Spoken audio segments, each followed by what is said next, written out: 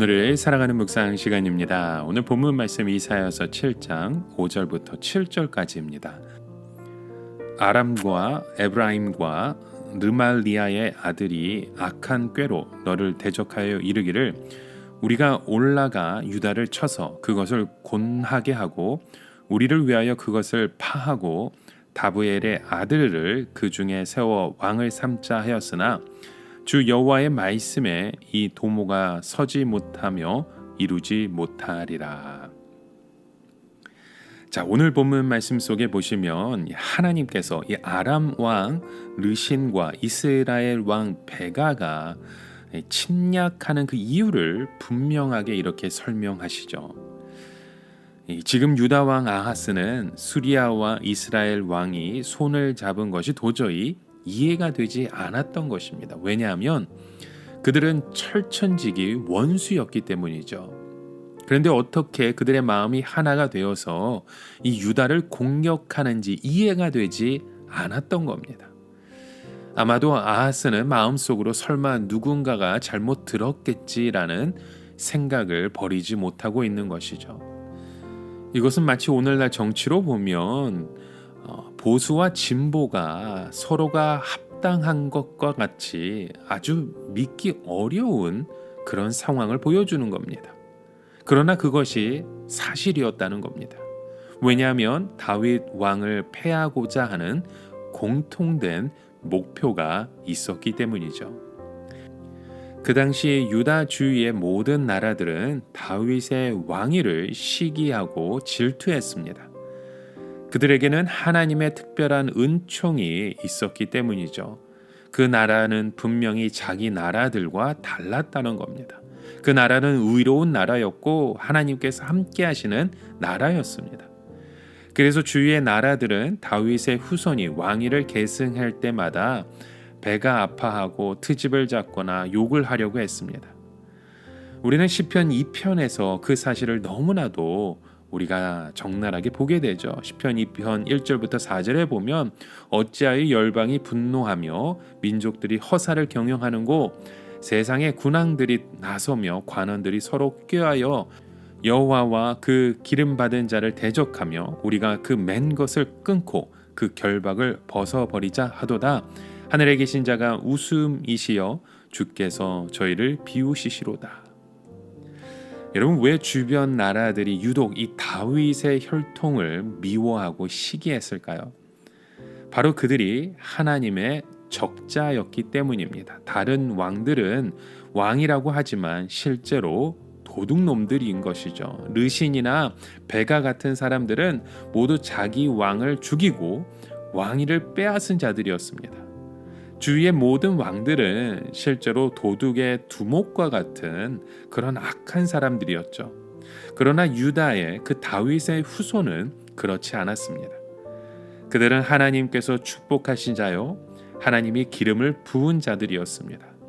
다른 왕들은 모두 자기 머리에 기름을 붓고 왕이 된 자들이었고 힘이 없으면 아무도 존경해주지 않을 자들이었습니다. 하지만 유다의 왕들은 하나님이 친히 인정해 주신 왕이었습니다. 사실 이 아하스가 왕이 된 것은요, 주의 나라들에게는 기회를 준 것입니다.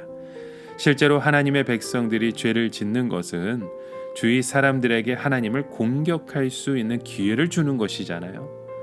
다윗이 우리아의 아내를 범했을 때 하나님께서는 이 일로 인하여 여호와의 원수로 크게 회방거리를 얻게 하였다고 하였습니다. 그 이유가 무엇입니까? 하나님께서는 자기 백성의 죄라도 그냥 넘어가지 못하시기 때문입니다. 그리하여 하나님께서는 다윗의 죄로 인하여 다윗을 치셨죠. 하나님께서 다윗을 치시면 결국 하나님이 자기 종을 치는 것이 되니까 이방 나라들이 하나님과 그 나라를 우습게 알게 되는 것입니다. 아하스가 왕이 되었을 때 하나님께서 이미 그런 수치를 각오하셨습니다. 그러나 하나님께서는 전쟁의 선을 그으셔서 절대로 어느 수준 이상으로 넘지 못하게 하셨습니다. 그래서 오늘 본문 속에 보면 다브엘의 아들을 그 중에 세워 왕으로 삼고자 했는데 이 다부엘의 아들이 누구를 말하는지는 사실 분명치 않습니다. 하지만 분명한 것은 그는 다윗의 후손이 아니라는 것입니다. 이상하게도 이 세상은 하나님의 기름 부음 받은 자를 끊으려고 하지만 그렇게 되지 않았습니다. 헤롯과 유대 지도자들과 본디오 빌라도는 예수 그리스도를 십자가에 못 박아 죽였는데 놀랍게도 그것이 하나님의 구원을 이루는 길이었다는 겁니다. 여러분, 오늘 우리에게 중요한 것은 바로 하나님의 거룩하심입니다. 세상 사람들이 하는 말이나 혹은 나의 천한 그 형편이 중요한 것이 아닙니다. 얼마나 하나님 앞에서 정직하며 얼마나 하나님의 거룩하신 뜻을 이루느냐 하는 것이죠. 그것을 이루어 드리려면 우리가 죽어야 합니다. 예수님은 오른손이 범죄하거든 잘라버리라고 하셨고 오른눈이 범죄하거든 빼어버리라고 하셨습니다. 우리는 그렇게 하지 않고 적당히 해보려고 하는 우리의 마음이 바로 우리의 삶 가운데 방해가 되는 것이죠. 그러나 하나님의 의를 이루기 위해서 우리는 무엇인가를 잘라버려야 하는 그 결심이 있어야 됩니다. 그래야만이 하나님의 뜻이 이루어질 수 있는 것입니다. 역대하 28장에 보면 이 전쟁의 결과에 대해서 알려줍니다. 아람 군대가 얼마나 많은 유다인들을 잡아가는지 모릅니다. 이스라엘 왕은 하루 만에 유다 용사 12만 명을 죽이고 20만 명을 노예로 잡아가 버리죠. 이것은 완전히 절망 그 자체였습니다. 그런데 유다 백성들이 이스라엘 사람들에게 잡혀갈 때에 한 선지자가 나타났습니다. 그 선지자의 이름은 오뎃이었죠. 오뎃은 유다 백성들을 끌고 가는 이스라엘 사람들을 책망했습니다. 그 내용은 유다 백성을 치신 것이 바로 하나님이시라는 것이었습니다.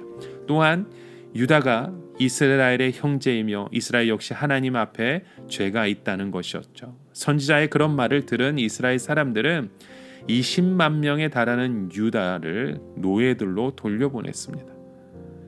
이러한 엄청난 대가를 지불하고 다윗의 왕위는 계속해서 지속되었죠. 이것이 하나님의 방식입니다.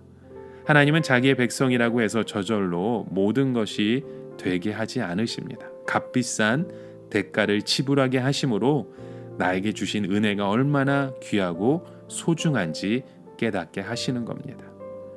여러분, 오늘 우리에게 주신 그 소중한 그 은혜, 그 놀라운 대가를 지불하신 예수 그리스도의 그 사랑을 함께 누리고 고백하는 저와 여러분 되시길 주님의 이름으로 간절히 축원합니다. 함께 기도합니다. 하나님 아버지, 오늘 우리에게 주신 모든 그 기회와 만남과 축복 속에 하나님의 복된 믿음의 사람이 우리의 모든 고백이 세워지기 원합니다.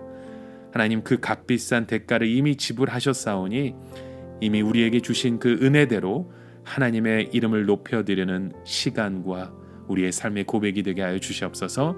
예수님의 이름으로 기도드립니다. 아멘.